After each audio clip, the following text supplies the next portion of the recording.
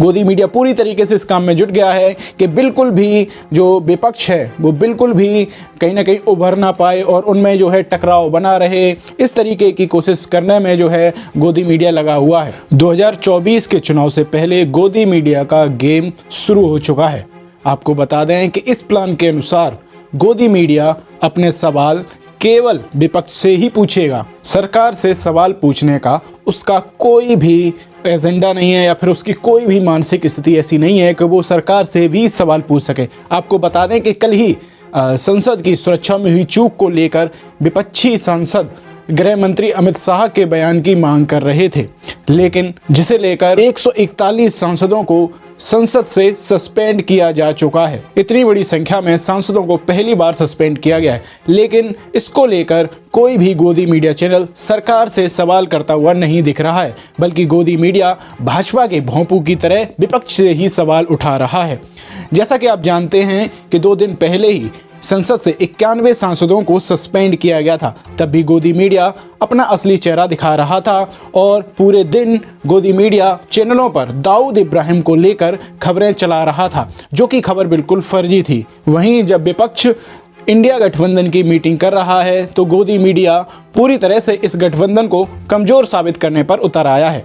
गोदी मीडिया का पूरा प्रचार तंत्र इंडिया गठबंधन को बदनाम करने में लगा हुआ है। गोदी मीडिया का सुपरस्टार तिहाड़ी भी इंडिया गठबंधन को ये बताने में लगा है कि कैसे कैसे वो अपने आप को मजबूत कर सकते हैं, उनकी कमजोरी गिनाने में लगा हुआ है। जैसे जैसे इंडिया गठबंधन की चर्चा व मीटिंग हो रही हैं, गोदी मीडिया ये साबित करने में कोई कसर नहीं छोड़ रहा है कि इंडिया गठबंधन कितना कमजोर है। 2024 में मोदी के सामने ये कहीं भी नहीं टिकता है। तो दोस्तों, आपको क्या लगता है, इंडिया गठबंधन और जिस तरीके से विपक्ष के जो नेता आपस में साथ में आ रहे हैं, उसको लेकर गोदी मीडिया की जो नीति है वो कहीं ना कहीं भाजपा के एक भोंपू की तरह काम कर रही है और पूरी तरीके से जो विपक्ष है उसकी रणनीति को विफल करने में, उसको कमज़ोर दिखाने में और कहीं ना कहीं ऐसा प्रचार करने में लगी हुई है कि ये जिससे 2024 में जो एक मुकाबला बनने की कोशिश हो भी रही है, सरकार बदलने की जो संभावना हल्की फुल्की लग भी रही है, वो भी कहीं ना कहीं असफल हो जाए। वो पूरी तरीके से गोदी मीडिया पूरी तरीके से इस काम में जुट गया है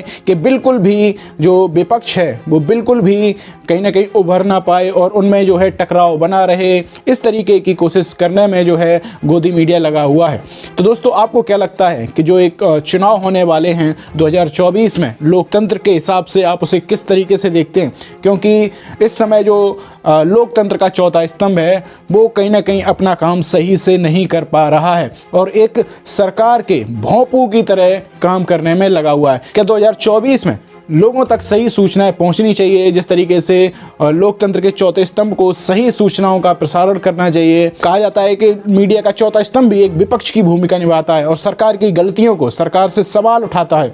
जिस तरीके से संसद की सुरक्षा में चूक हुई, उसको लेकर जो विपक्षी सांसद हैं वो धरना प्रदर्शन कर रहे थे और संसद में मांग कर रहे थे कि जो अमित शाह हैं उनको इस पर बयान देना चाहिए, गृह मंत्री को इस पर बयान देना चाहिए, प्रधानमंत्री नरेंद्र मोदी को इस पर बयान देना चाहिए। लेकिन उन सांसदों को संसद से शीतकालीन सत्र के लिए सस्पेंड कर दिया जाता है। दोस्तों, ऐसा इतिहास में पहली बार हुआ है कि इतनी ज़्यादा संख्या में सांसदों को सस्पेंड किया गया है।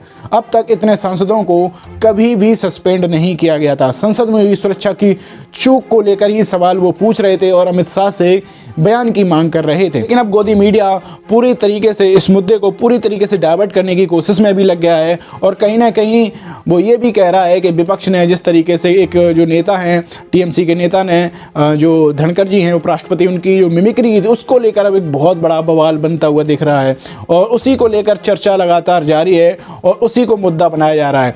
विपक्ष का जो मुद्दा था 191 सांसदों को संसद से सस्पेंड किए जाने का, उसको लेकर कोई सवाल सरकार से नहीं किया जा रहा है, बल्कि कहीं ना कहीं हर बात पर जो है विपक्ष को ही टारगेट किया जा रहा है। उनकी किसी बात को उठा लिया जाता है और उन्हें कमज़ोर साबित किया जाता है और कहीं ना कहीं उनके मुद्दों को जो गोदी मीडिया है वो भी उनके मुद्दों को, उनकी बातों को महत्व नहीं देता है।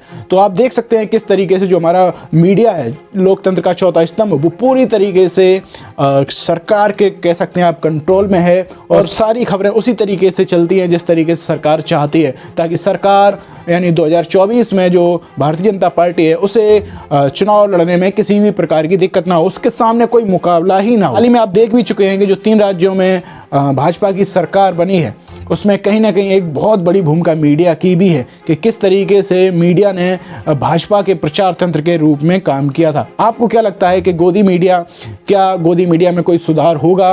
क्या गोदी मीडिया सरकार से भी सवाल पूछेगी या फिर विपक्ष को ही हमेशा कटघरे में खड़ा करती रहेगी? जिस तरीके से वो विपक्ष से सवाल करते हैं, अगर वो ही सवाल उसी तरीके के सवाल वो अगर सरकार से करेंगे तो इस बात की पूरी गारंटी है कि सरकार भी कहीं ना कहीं अपने कामों को सुधारेगी और अच्छे से एक चुनाव के मूड में उतरेगी। लेकिन इस तरीके की संभावनाएं बहुत ही कम दिख रही हैं कि जो गोदी मीडिया है वो अपने आप में सुधार करे। ऐसा कहा जाता है कि सारे के सारे गोदी मीडिया चैनलों को एक लेटर दिया जाता है कि आज किस पर प्रोग्राम होंगे, आज आपको किस पर न्यूज़ दिखानी होगी, तो उसी के अनुसार सारा काम चलता है और उसी के अनुसार सारी चीज़ें होती हैं। दोस्तों, आपको क्या लगता है, गोदी मीडिया इस समय क्या देश के हित में काम कर रहा है या फिर कहीं ना कहीं जो है आम लोगों के हित इस दौरान ख़त्म होते जा रहे हैं?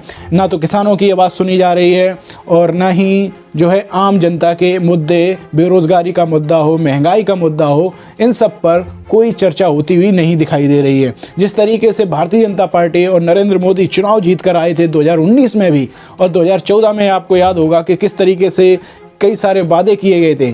क्या मीडिया उन सवालों को उन नेताओं से पूछती है?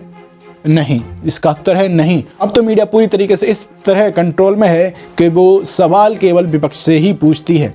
तो 2024 में गोदी मीडिया कहीं ना कहीं पूरी तरीके से सरकार का ही भोंपू बजाएगी, भारतीय जनता पार्टी का ही भोंपू बजाएगी और कहीं ना कहीं जो चुनाव है उनके पक्ष में ही करने की कोशिश करेगी। और फिर वो ये भी कहते हैं कि विपक्ष मजबूत नहीं है।